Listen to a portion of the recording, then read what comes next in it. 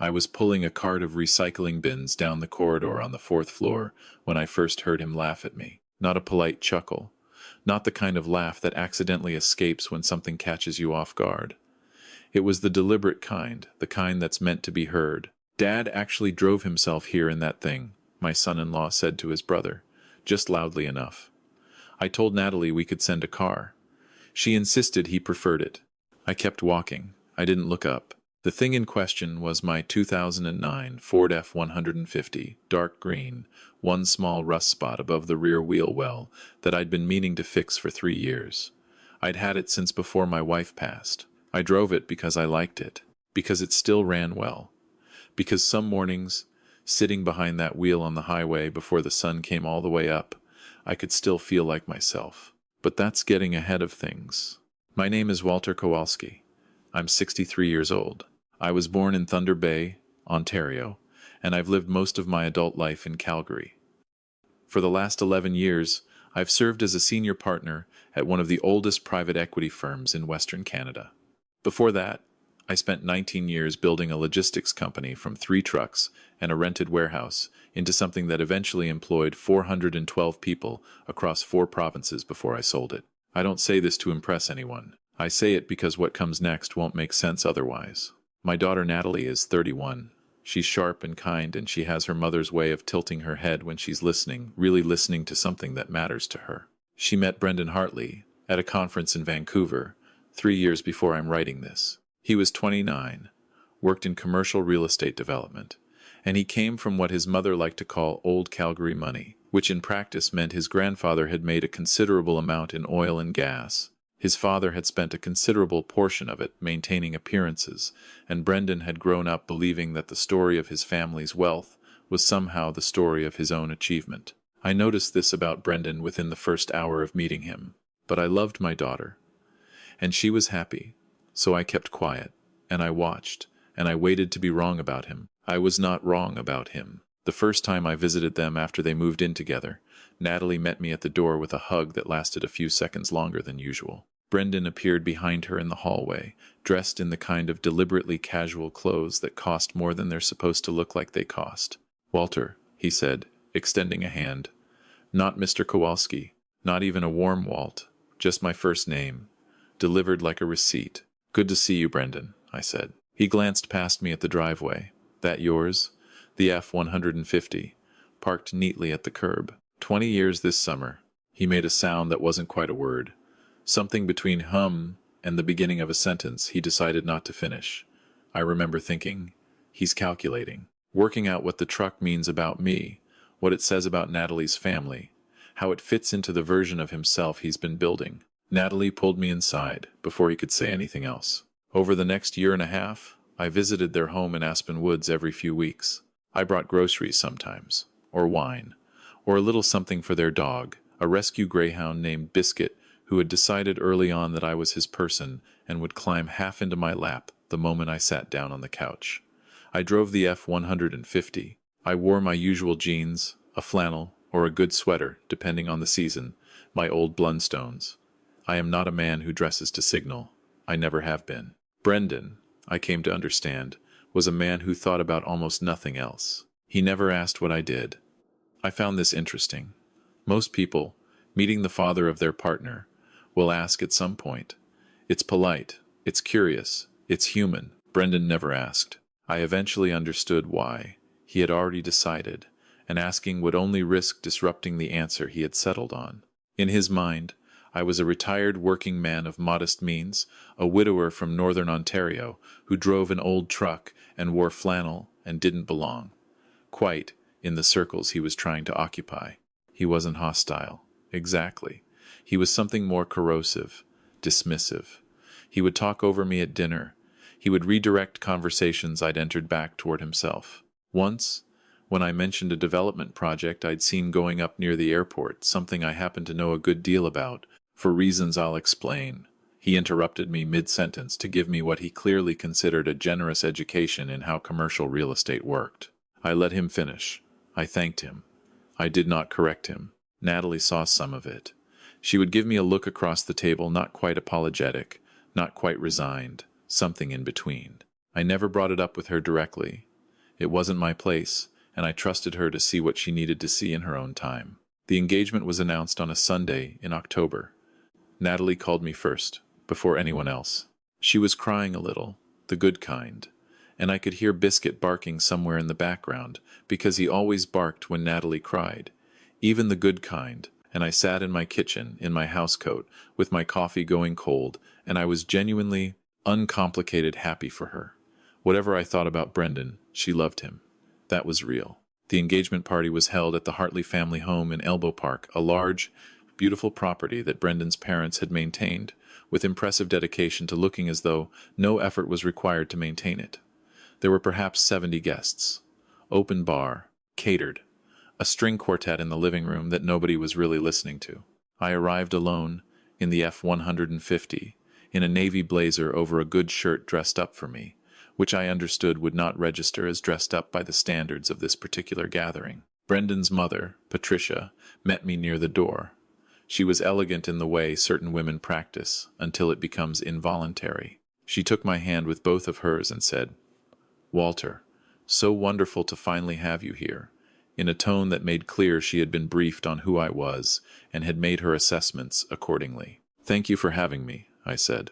She guided me, briefly and efficiently, toward the back of the main room, where a cluster of chairs had been arranged near the windows. "We've put you near the Garfields," she said, naming a couple I'd never met. "I think you'll find you have a lot in common." I later learned that the Garfields were there because he was a retired electrician and she had worked for years at a garden center. The front of the room, the good chairs, the space near the fireplace where the photographer was working was for the Hartley family's world. Their friends, their colleagues, their business connections. Brendan sighed.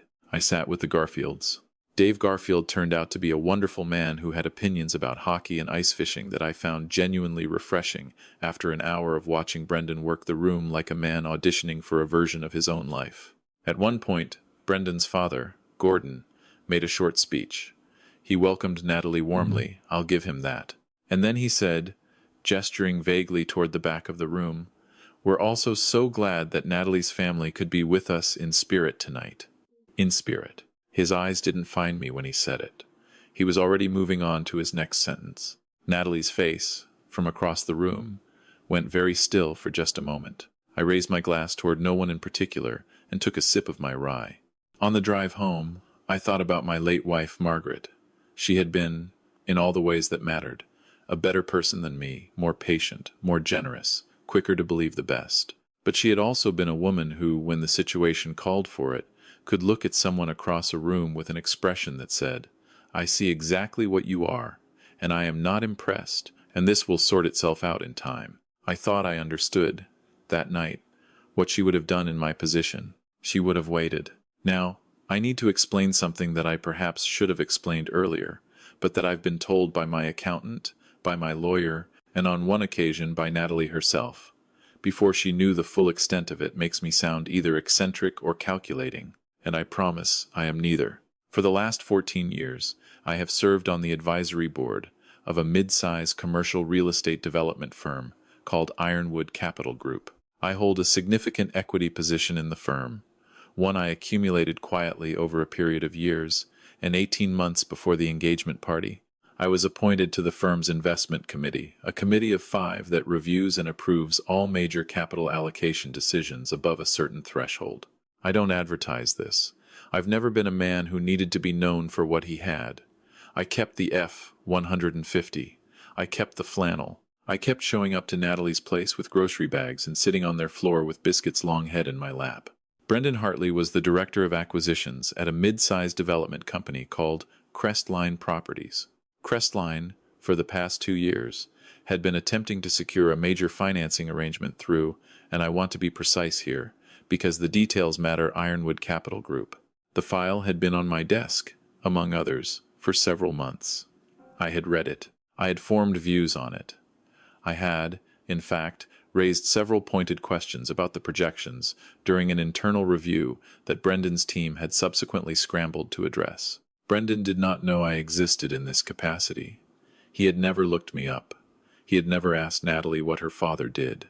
He had decided, somewhere in the first 10 minutes of knowing me, and in the approximate shape of my truck and the cut of my coat, that there was nothing worth finding out. The presentation was scheduled for a Thursday morning in March. I'd had it on my calendar for 6 weeks. The night before, Natalie called me. She sounded lighter than she had in a while. She and Brendan had apparently had a good week, and she was telling me about a trip they were planning to Portugal in the fall. I listened. I asked about Biscuit. I told her I had an early meeting and should get to bed. "You doing okay, Dad?" she asked, before we hung up. "I'm well," I said. "I'll talk to you soon. I want to be clear about something. I had not arranged this. I had not scheduled the meeting to coincide with anything. I had not steered Crestline's file toward my committee. The timing was simply what it was, the consequence of a process that had begun long before the engagement party, long before the comment about the truck, long before Gordon Hartley's toast that put me in spirit at my own daughter's engagement.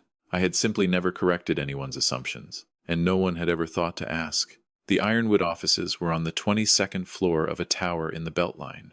There was a boardroom with a long glass table and a wall of windows that looked north toward the river.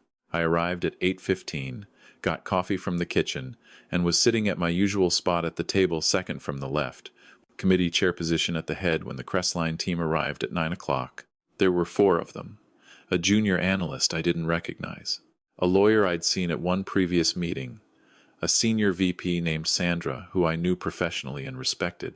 And Brendan. He came through the boardroom door mid-conversation with Sandra, confident in the way people are when they've rehearsed being confident, his presentation materials under one arm, and the particular expression of a man who has decided this meeting is a formality. He looked at the table, he looked at Sandra, he looked at the committee members taking their seats, and then he looked at the head of the table. I watched him find my face. I have thought about that moment many times since. What it must have felt like, the way the shape of the room, the configuration of the chairs, the folder of materials in front of him, all of it must have suddenly rearranged itself into something he didn't have a category for.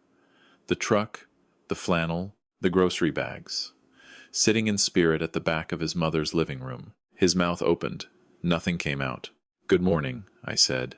"Thank you all for coming. I think you know most of the committee. Let me just introduce myself to those of you I haven't met directly. I'm Walter Kowalski. I sit on the investment committee here at Ironwood." I looked at Brendan for just a moment. "I believe we've met." Sandra, to her considerable credit, did not visibly react. The junior analyst looked confused. The lawyer was already looking at his notes. Brendan sat down. He was very still. The meeting lasted 2 hours and 40 minutes. It was a thorough meeting. My colleagues asked good questions. I asked several of my own pointed ones, the kind I would have asked regardless of who was in the room, about the revenue assumptions in Phase 3 of the project model, about the contingency planning for construction timeline overruns, about a particular clause in the proposed financing structure that I had flagged in an earlier internal review. Brendan answered when addressed. He did not look at me directly after the first 5 minutes. Sandra carried most of the weight for the Crestline team, which I suspected she had been doing for some time. At the end of the meeting, I thanked them all, told them the committee would be in touch within 10 business days, and stood to shake hands. When I reached Brendan, he took my hand and said, quietly, "Walter, I didn't know." "I know you didn't," I said. And then I moved on to the next handshake. I don't know exactly what happened between Brendan and Natalie in the days that followed.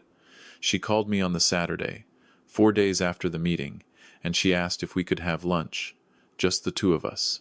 We went to a place on 17th Avenue we'd been going to since she was in university, a small Vietnamese spot with good pho, and a table by the window that we'd claimed as ours over years of Saturday lunches. She was quiet for a while after we ordered. She turned her water glass in small circles on the table, the way she does when she's organizing her thoughts. "He told me," she finally said. "I figured he would. Why didn't you ever say anything?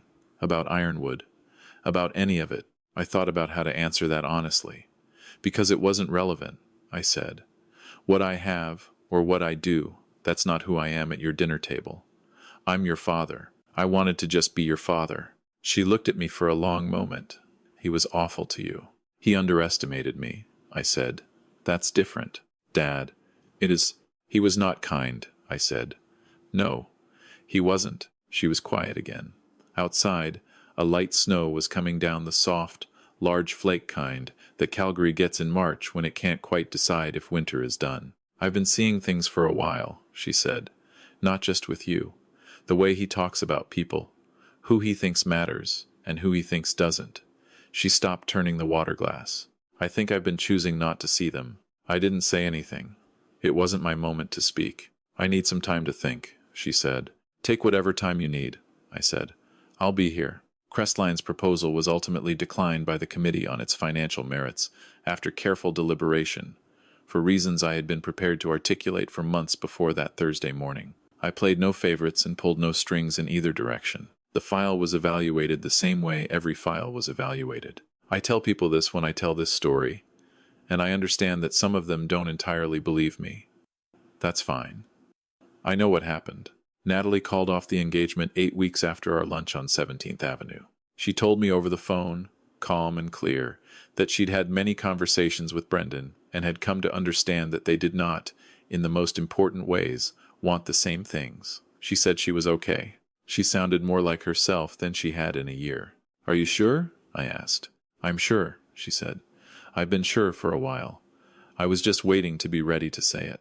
She moved into a rental in Inglewood for a few months before eventually buying a small house in Ramsey, a neighborhood she'd always loved, close to the river paths where she runs in the mornings. Biscuit went with her. He adapted to the new house in approximately 45 minutes. I still drive the F-150. There are now 2 rust spots above the rear wheel well, and I am still meaning to fix them. I want to say something here, before I finish, because I've spent a good part of my adult life watching what happens when people confuse the signal for the substance. When they mistake the truck for the man, or the title for the character, or the address for the worth. I've made that mistake myself. I'm not standing here claiming otherwise. Earlier in my life, I placed far too much stock in the markers of success, in what things looked like rather than what they were. It cost me in ways I didn't understand until much later, and I was lucky to have had a wife who loved me honestly enough to tell me when I was wrong. What I've learned, through years and loss, and the kind of accumulated observation that comes from paying attention, is this: arrogance is not confidence. It is the mask that insecurity wears when it's trying to pass through a room undetected. Arrogance looks at a man in a flannel jacket getting out of an old truck and immediately begins calculating downward. It doesn't ask questions because it is afraid of the answers. Humility is the willingness to be surprised, to be wrong about what a thing is worth before you've taken the time to understand it. Not false modesty. I don't mean pretending you have nothing to offer.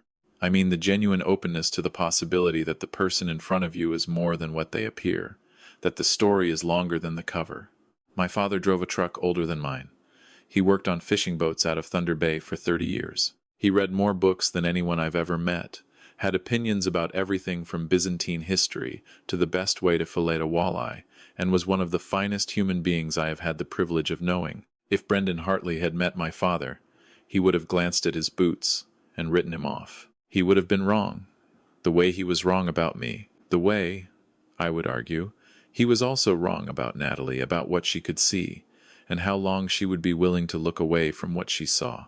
The measure of a person is not in what they own or what they drive or how they dress or which table they were seated at. It is in how they treat the people they believe cannot do anything for them. Watch for that. In a future partner, in a business associate, in yourself, on your worst days. The way someone behaves toward the person they think doesn't matter. That is the clearest window you will ever have into who they really are. Natalie knows this now. She learned it slowly, and then all at once, the way most of the important things are learned.